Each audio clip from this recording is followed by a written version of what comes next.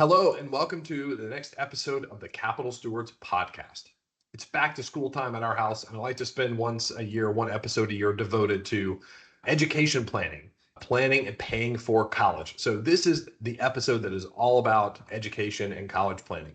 How should you guide your kids to choose the right school or no school at all? Do they even need to go to college? How should you plan to pay for post secondary education once your kids or your grandkids get there?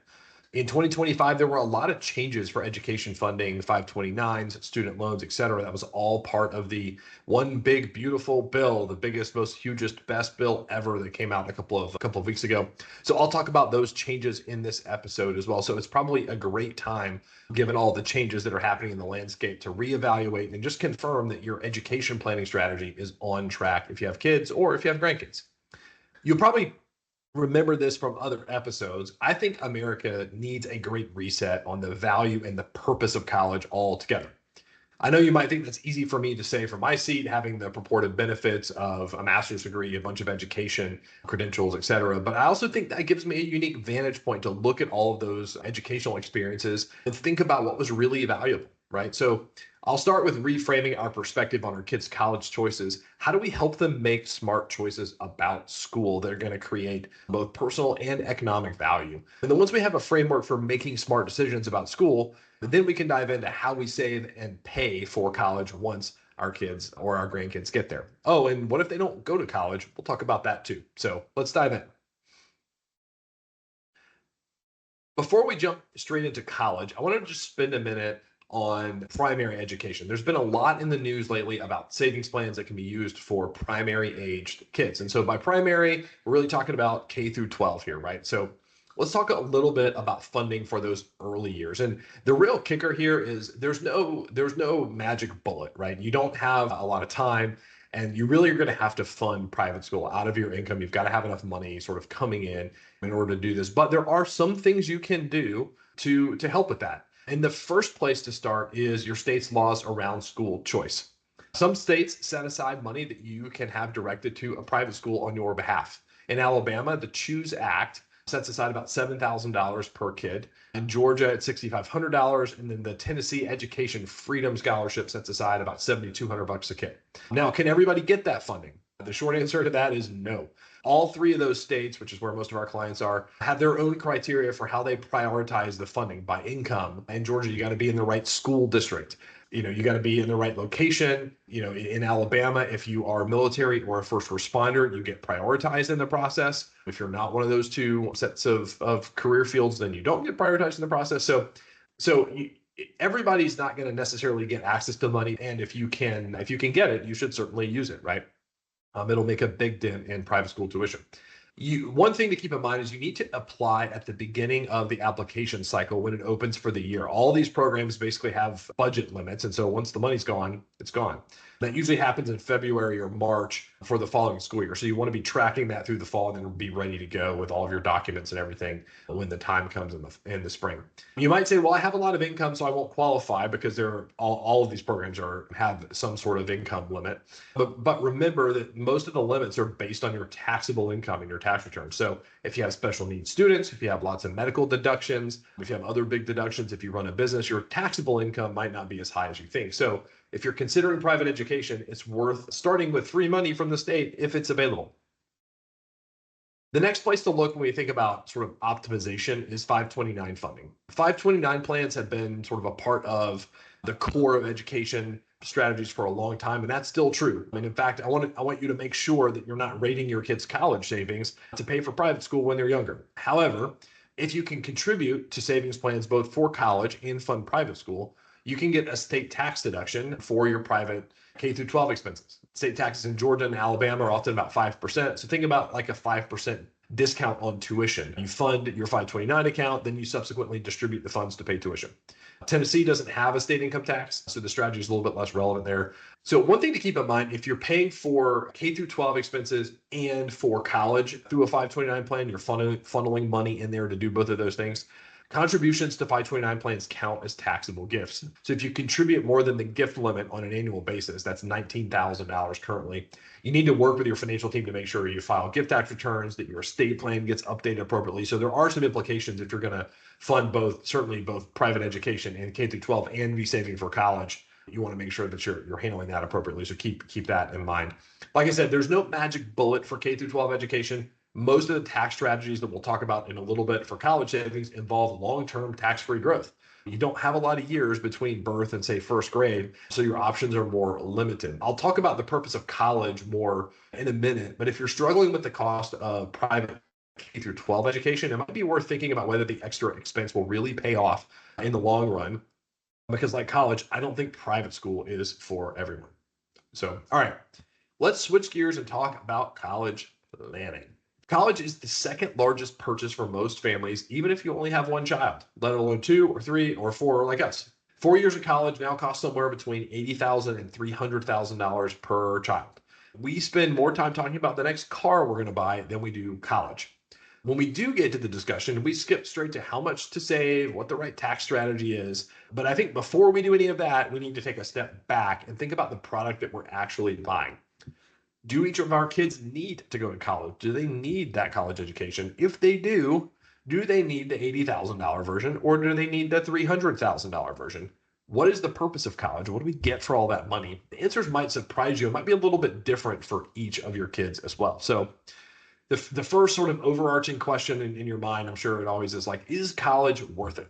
The world is always changing, but college graduates still earn more on average than those without degrees.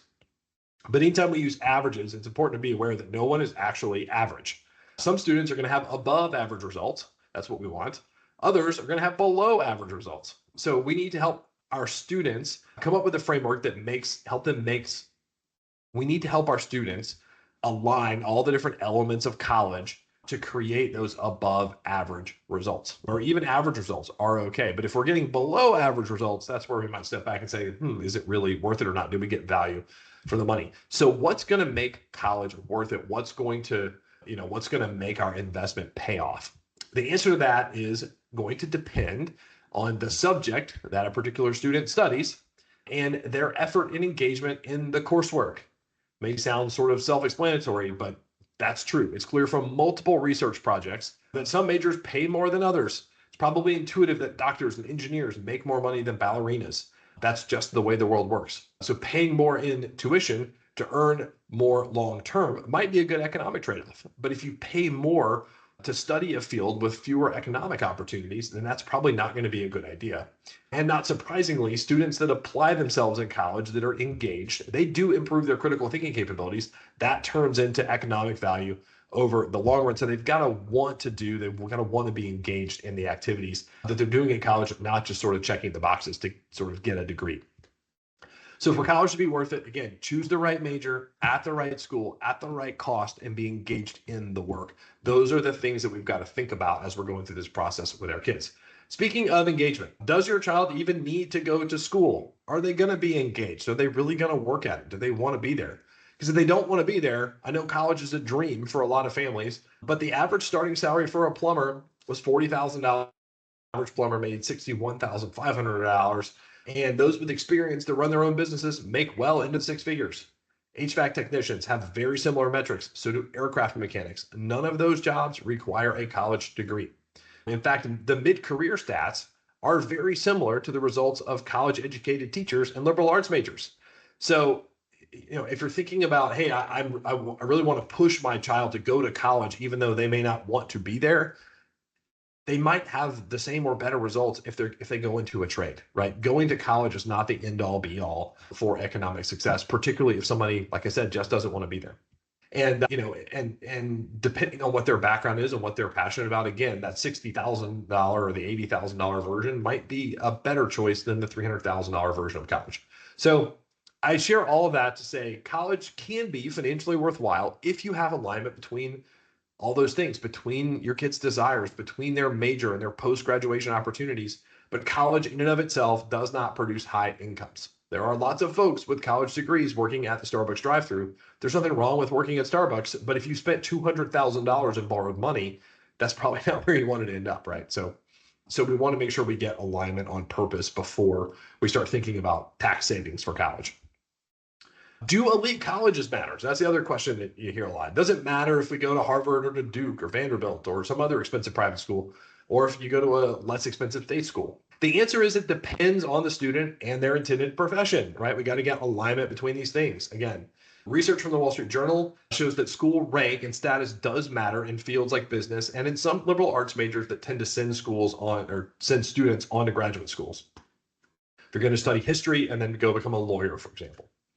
In those cases, the research shows that the prestige of the school has a major impact on future earnings. If you want to do M&A law, right, on Wall Street, you probably need to go to a top law school. To do that, you probably need to go to a top undergrad school and you need to study something and do well, right? But in other fields, science, technology, engineering, math, it doesn't matter whether you go to a prestigious, expensive private school or a lower price state school, the expected earnings over time turn out to be pretty similar.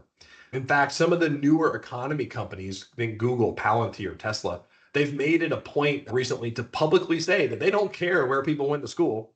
What they care about is how good you are at the skill set that they're hiring you to do. So again, what matters is aligning the student's planned major with their choice in school and their interest level so that they excel in their field of study if they're going to go to college. Study after study shows that your student is going to determine their own long-term economic success, not the name that's on the back of their degree. Another issue that I get a lot is parents that are not necessarily on the same page. Investing in college is kind of like buying a house, potentially a $300,000 house. And you talk about that extensively with your spouse before you purchase a home. And sometimes you argue about it, but not often before making college decisions. Sometimes I sit down with folks and I say, hey, are you guys on the same page about college? What are we doing there? What's the plan? And oftentimes the answer back is sort of a blank stare and sort of no. One says, we're going to pay for college, of course, in full. The other plans to let kids work through college because that's what they did. There's no right or wrong answer, but it's critical that you're on the same page as your other family members about paying for college and about where the spending fits with your other savings goals, right? Because if you're diverting a bunch of money to pay for college, that obviously is going to impact other parts of your life. It's important that you have the conversation about college with your kids sooner rather than later. Ron Lieber in The Price You Pay for College recommends starting to talk to kids about college long before it's time to start visiting schools. Shelley Howard of College Ready Plan and a prior guest on the podcast kind of suggested the same thing. I like starting conversations with kids in 8th or 9th grade. The early conversations don't need to be about specific dollars or putting pressure on your kids to keep a 4.0 GPA. Just talking about the process in general and the factors that matter will help them make smart choices in high school. Talk about how sports and extracurriculars and grades all contribute to gaining admission and paying for school will help everybody get on the same page. I like to just frame it simply in terms of options. The more effort you put in during high school, the more options you're going to have when it comes time to choose a college or not to go to school at all. It's very simple and very straightforward. So, all right. So hopefully now you're thinking about whether college makes sense. Again, I think the right framework for college is first to identify whether college is a good fit for your student. And then if it is, think about the options that are at the center of the right price point, the right major at the right school. Get those things in alignment, before you choose a college. Okay, so now let's talk about saving and paying before college now that we're halfway through and you've listened to my dissertation on the topic. But again, all that's really important. And the reason I spend so much time on that is because, we can help you smartly invest and save for college, save money on taxes, save money around the margins, optimize all those things. And there's a lot of value in that. But if you then go spend $300,000 on a degree you don't need, it doesn't really matter if, the economic expense was $300,000 or $400,000 or we saved 10 or 15%, you still spent $300,000, right? So all the saving strategies in the world can't keep you from making a bad decision about whether you should go to school or not and how much it's going to cost. All this other stuff is how do you optimize in the process. Oftentimes, so again, back to paying for college, oftentimes families are surprised at the lack of financial support they receive when it comes time to send their kids to college. Let's start with athletics. According to the NCAA, only 2% of high school athletes, not middle school athletes, not kids that are playing t-ball, high school athletes, only 2% of them receive some form of scholarship to college. The vast majority of those are less than a full ride. So that's not going to be an option for the vast majority of families. Parents are also surprised at how little merit and need-based aid they receive. Like, man, I'm struggling to save and pay the bills and do all the things. Don't I need some aid? Historically, families were surprised by their expected family contribution. That was the old FAFSA term when they were going through the financial aid process. In 25, that EFC or that expected family contribution got replaced by the student aid index, which is a similar calculation, just helps schools determine how much aid you might qualify for.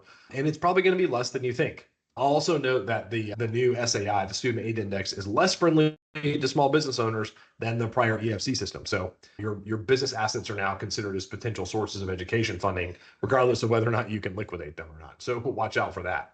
So you might be able to lower your business income in certain years to help, but financial aid offices, they're pretty keen with spotting tricks around the FAFSA and sort of lowering your EFC. So the idea that you're going to sort of trick the system and get a bunch of scholarship money, college is a business, they're really good at it, right? Their goal is to attempt to entice the most competitive students to attend the school and then to use discounts and awards, scholarships, aid, etc., to get the most competitive students. So especially if you're not in the top tier of admission candidates for a particular school, the school's not going to feel the need to discount the price with a scholarship to get you to come to school there. So the idea that you're going to get a ton of scholarship money, is for a school that you're not, again, if you're at the top of the admission, sort of criteria, then you might get a lot of scholarship money. That doesn't mean that you shouldn't try to get scholarship money. You should absolutely try to do that, get as much of it as you can, but I wouldn't count on it in your planning process. So school funding is likely going to come from savings, current income, loans, and some scholarships. Some families might be able to write a check each semester out of their current income. That makes the process really simple, right? But for most folks, paying for college requires long-term saving and potentially taking out loans to be able to foot the bill. So where do we start saving? Just to give some context, if you have a newborn and you want to fully fund their college at a very low-cost public school, you need to be saving $250 a month, every month, for 18 years. That number increases to $650 or more every month for sort of the elite private school kind of set when you get to those $300,000 type numbers for all-in undergrad education. So if you start later, which most people do, the numbers are going to be higher. So the short answer to when should we start and where, the answer is now, and it's big. For most families, I think a combination of 529 plans and other accounts like taxable accounts or Roth IRAs make the most sense when we put together a full plan for college saving, especially if you have multiple children. 529 plan contributions are generally tax deductible from your state income taxes. You do not get a federal income tax deduction. People are often surprised by that. Like, I deduct all this income. You can from your state income tax in Alabama and Georgia, where there is a state income tax. For our clients that are in Tennessee, there's no state income tax, so there's nothing for you there. 529 plan earnings do grow, though, tax-free. So the earnings to still use it, right? Still valuable to use because it's a tax sheltered, growth account. You put the money in there, it grows as you make money on your investments. You're not paying taxes. And then you can withdraw everything tax-free to pay for qualified educational expenses. So I often get questions about saving for college in a Roth IRA, as well as a 529 plan.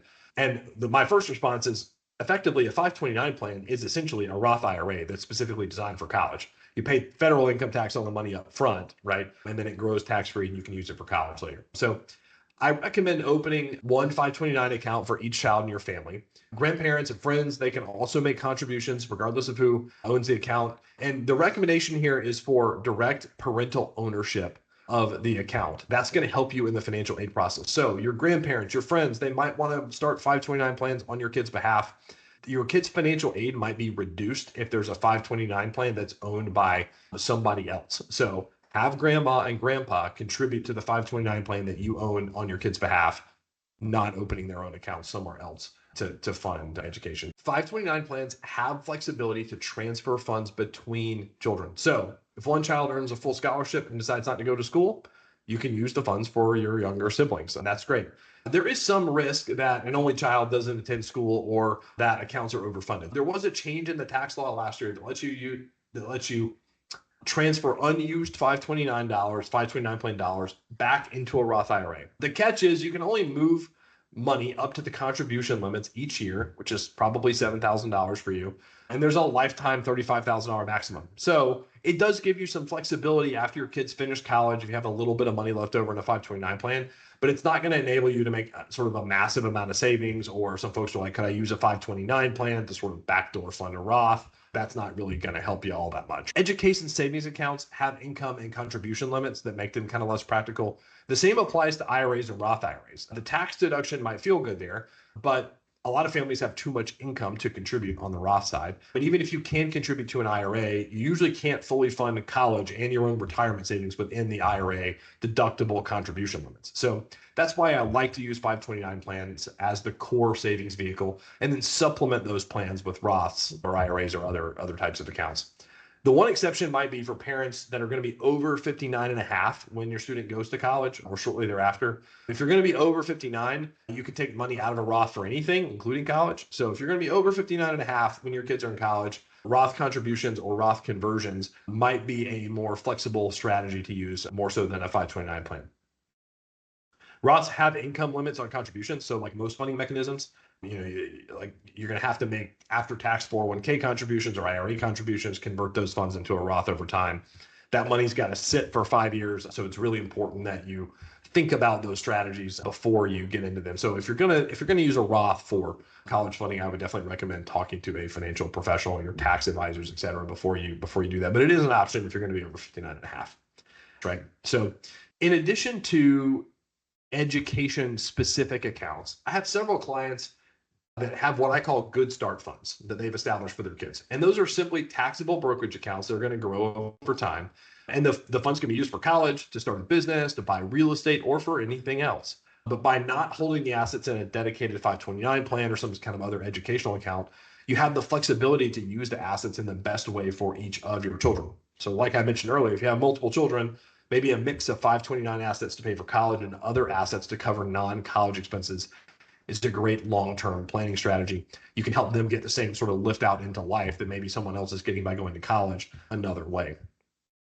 So you get the tax benefits for the college savings if you've got a blended strategy, but you're not committed to college or bust with each child. So again, I think some blending makes a lot of sense when we think about how you sort of put this whole package of different kinds of accounts together. So now that we save and it's getting closer to time to go to college, what about FAFSA and paying for college? The FAFSA, or the Federal Application for Student Aid, it's free. It's fairly easy to fill out. It's been simplified over the last couple of years. As I mentioned earlier, it's hard to beat the system and appear less well off than you are.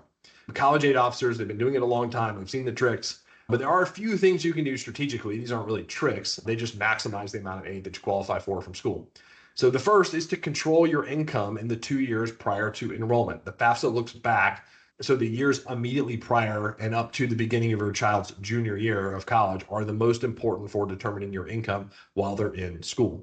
If you can minimize business or partnership income, delay IRA withdrawals, if you have control over business assets, if you can do things to minimize your taxable income, that obviously will help. Second is that assets that are owned directly by your students are sort of taxed the most from a financial aid standpoint. So the school's going to assume if your kids have some assets in their name, that they're going to use 100% of those assets to pay for college. So instead of gifting them assets to own, consider living those assets in your name. Again, make sure that this works in conjunction with your estate planning strategy. There might be good reasons in some scenarios for you to start, maximum gifting to your kids earlier in life. And that just means college funding is, not quite optimized, but the estate strategy is optimized. So again, you got to make sure some of these things fit together the right way. But, instead of giving, like for most folks, if you're not estate taxable, instead of giving your kids assets to own on their own, consider leaving those assets in your name instead of putting it in theirs.